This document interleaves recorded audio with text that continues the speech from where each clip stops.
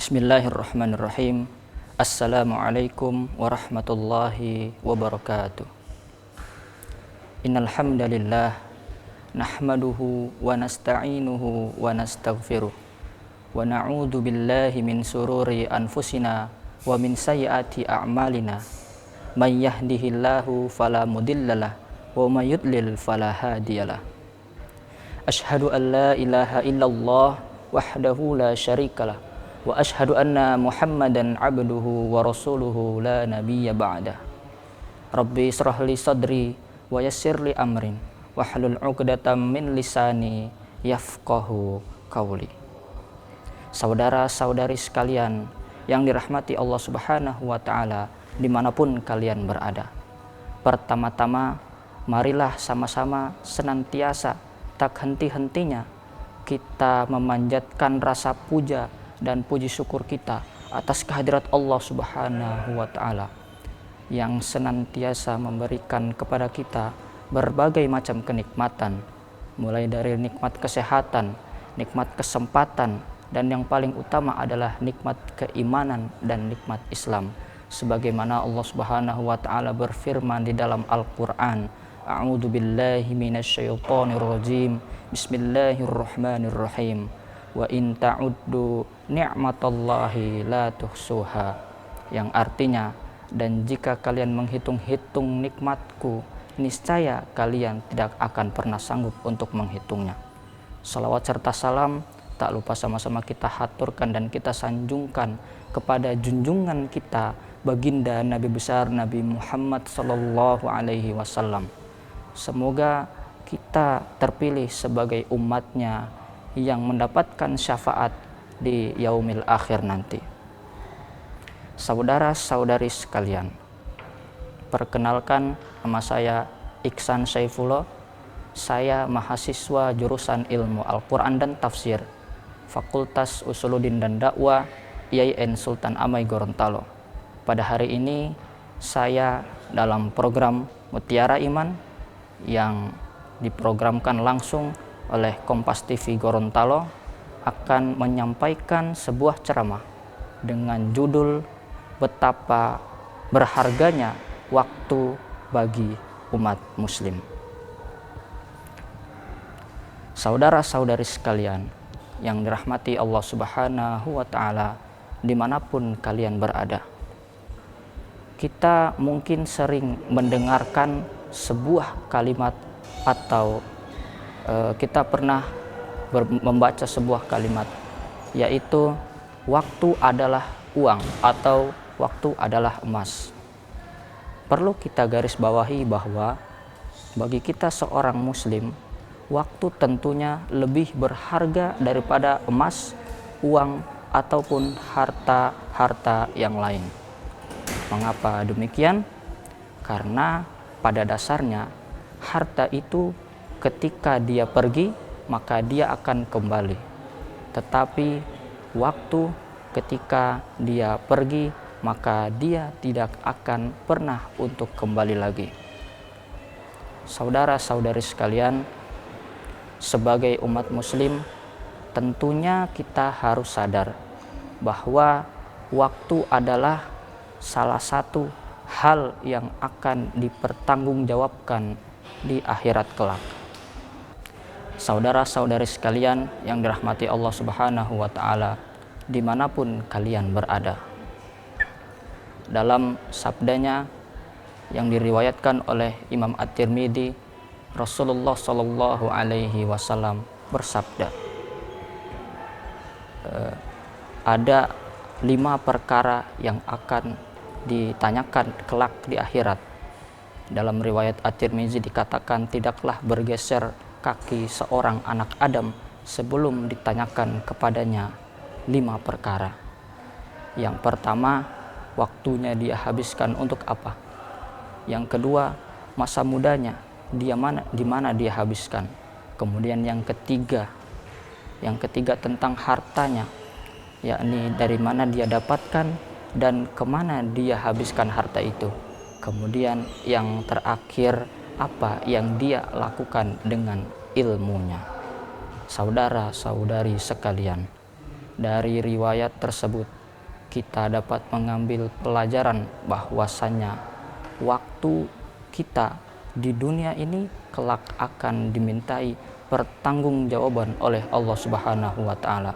Baik itu waktu yang sudah berlalu, waktu yang akan datang, ataupun waktu yang tengah kita lakukan sekarang. Oleh karena itu, sebagai seorang muslim tentunya kita harus jeli, kita harus memanfaatkan waktu kita dengan sebaik-baiknya. Kita tidak boleh melewatkan waktu kita, atau kita tidak boleh menyia-nyiakan waktu kita, apalagi waktu lowong kita untuk bermaksiat, apalagi dalam melakukan hal-hal yang tidak bermanfaat.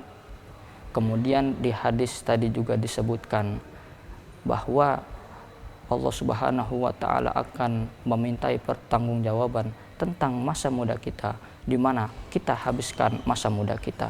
Kenapa demikian?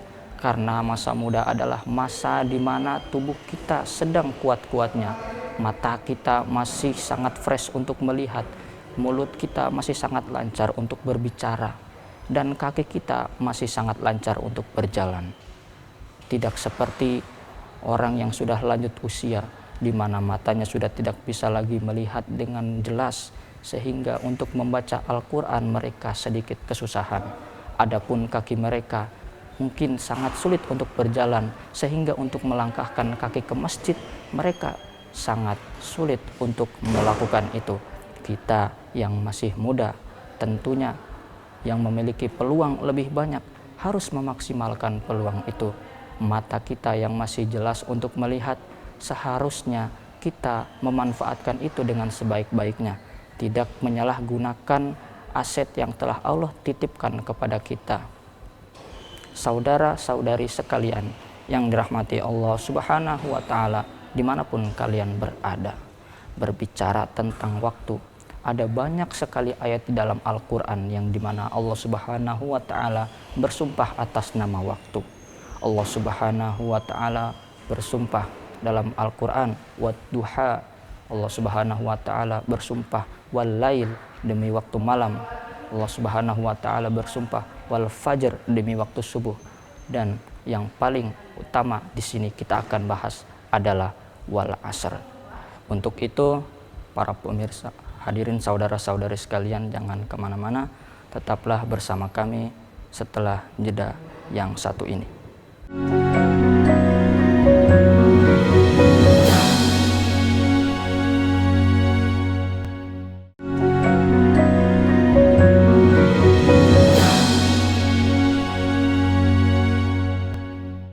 Terima kasih masih bersama kami di program Mutiara Iman yang dilaksanakan langsung oleh Kompas TV Gorontalo. Saudara-saudari sekalian yang dirahmati Allah Subhanahu wa taala, kita akan berfokus pada Al-Quran surah Al-Asr ayat 1 sampai 3. Allah Subhanahu wa taala berfirman, wal asr innal insana lafi khusr illal ladzina amanu wa amilus solihati wa tawasaw bil haqqi wa tawasaw bis sabri.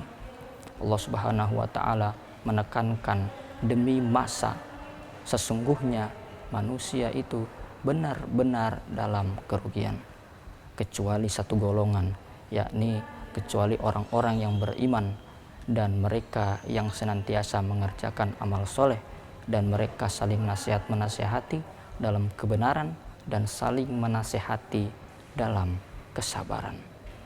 Maka satu golongan inilah yang benar-benar tidak merugi di hadapan Allah Subhanahu wa taala. Karena apa? Karena mereka senantiasa memaksimalkan waktu-waktu yang telah Allah berikan, dan mereka tidak pernah menyia-nyiakan waktu-waktu itu, tetapi mereka selalu mengisi waktu mereka dengan hal-hal yang bermanfaat untuk mendekatkan diri mereka kepada Allah Subhanahu wa taala. Saudara-saudari sekalian yang dirahmati Allah Subhanahu wa taala, seperti apakah golongan orang-orang yang selamat itu? Di sini saya akan menceritakan sebuah kisah bagaimana tentang orang-orang terdahulu ketika mereka memaksimalkan waktu-waktu mereka. Yakni kisah yang pertama adalah Khalifah Umar bin Khattab radhiyallahu anhu. Khalifah Umar bin Khattab radhiyallahu anhu ketika beliau hendak beristirahat tidur di malam hari, di sebelah kanan ranjang beliau senantiasa meletakkan sebuah ember yang diisi air, dan kemudian ketika beliau tidur, beliau meletakkan tangannya di atas ember, dan ketika tangannya menyentuh air, beliau akan terbangun dan melaksanakan sholat malam dan tidak tidur lagi sampai pagi. Beliau tidak memikirkan baru berapa lama beliau tidur, tetapi ketika tangannya sudah menyentuh air, maka dia menyudahi tidurnya dan melanjutkan malamnya dengan beribadah kepada Allah Subhanahu wa taala. Saudara-saudara sekalian yang dirahmati Allah Subhanahu wa taala, berbicara tentang waktu, ada sebuah kisah di zaman Nabi Nuh alaihi salatu wassalam, di mana Nabi Nuh mendapati seorang ibu-ibu yang tua menangisi anaknya yang meninggal di usia 60 tahun. Ibu itu menangis terisak-isak. Kemudian Nabi Nuh alaihi salatu wassalam datang dan bertanya kepada ibu tersebut. Nabi Nuh alaihi salatu wassalam mengatakan, "Wahai ibu, apa yang sebenarnya terjadi?" Kemudian sang ibu tersebut berkata bahwasanya, "Ya Nabi Allah, sesungguhnya anakku ini setelah meninggal dunia, usianya masih sangat muda, masih 60 tahun. Kasihan dia masih sangat muda, belum bisa menyaksikan, belum bisa merasakan indahnya dunia."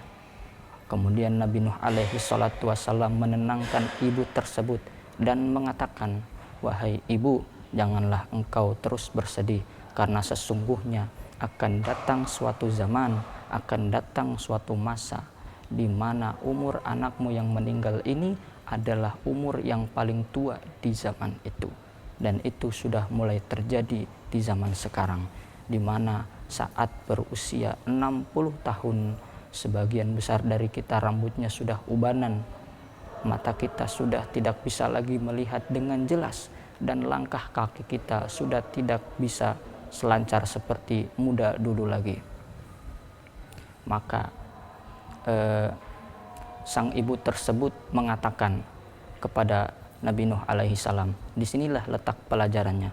"Wahai Nabi Allah, sesungguhnya jika saya tahu saya diberi waktu hanya 60 tahun, niscaya saya akan bersujud kepada Allah selama 60 tahun maksudnya, tanpa mengangkat kepala saya, karena saya tahu umur saya cuma segitu." Dari situlah pelajaran yang dapat kita ambil, bagaimana umat-umat terdahulu sangat memaksimalkan waktu mereka. Waktu 60 tahun bagi mereka itu hanyalah waktu yang sangat sedikit.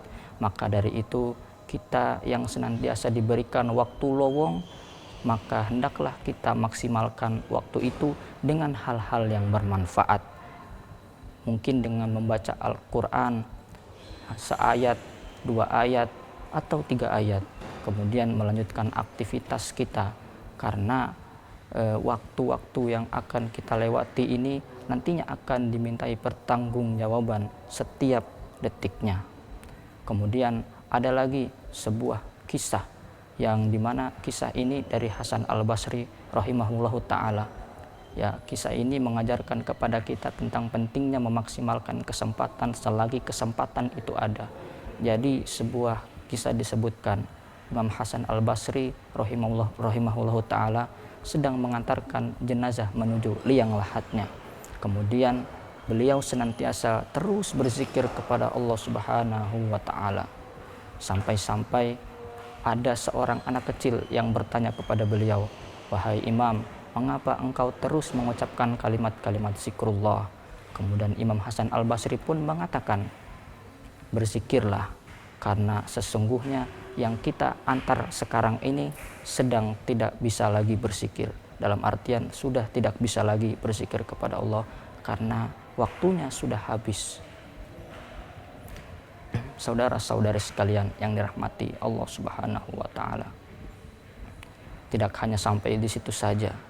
Kita tahu bahwasannya Imam An-Nawawi rahimahullahu taala, beliau wafat pada usianya yang masih 45 tahun. Namun siapa yang tidak mengenal karya beliau?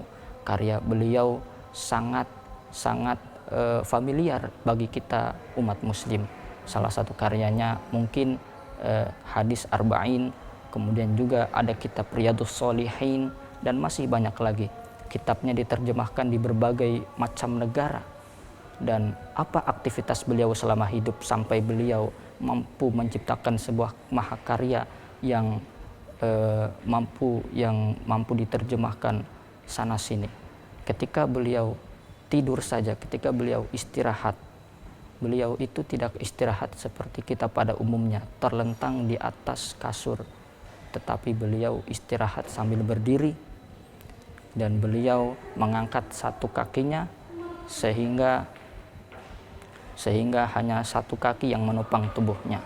Kemudian tangan beliau itu memegang sebuah kitab, sehingga ketika beliau bangun, beliau langsung baca kitab. Saudara-saudari sekalian yang dirahmati Allah Subhanahu wa taala. Itulah beberapa kisah dari orang-orang terdahulu yang dapat kita mengambil pelajaran dari kisah tersebut. Selanjutnya masih ada kisah-kisah lagi yang dari era kontemporer yang dapat kita ambil pelajaran. Maka dari itu tetaplah stay di sini, jangan kemana-mana. Kita kembali usai jeda berikut ini.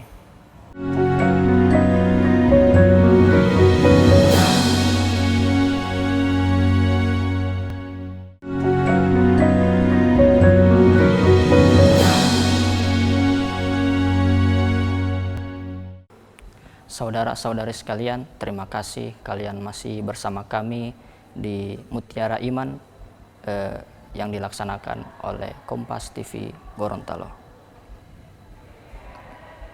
Saudara-saudari sekalian, berbicara tentang waktu, maka kita tidak akan pernah lepas dari apa yang namanya kematian. Karena pada dasarnya waktu kita yang kita lalui pasti akan ada akhirnya. Berbicara tentang kematian, ketika kita sudah menghadapi ajal kita, maka kita sudah berakhir, dalam artian kita sudah tidak bisa lagi menambah amal kita. Oleh karena itu, kita perlu memaksimalkan waktu kita dengan sebaik-baiknya sebelum datang ajal kita.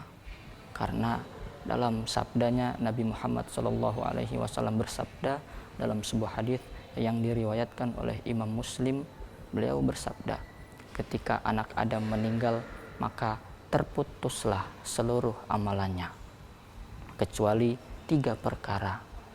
Apa saja 3 perkara itu?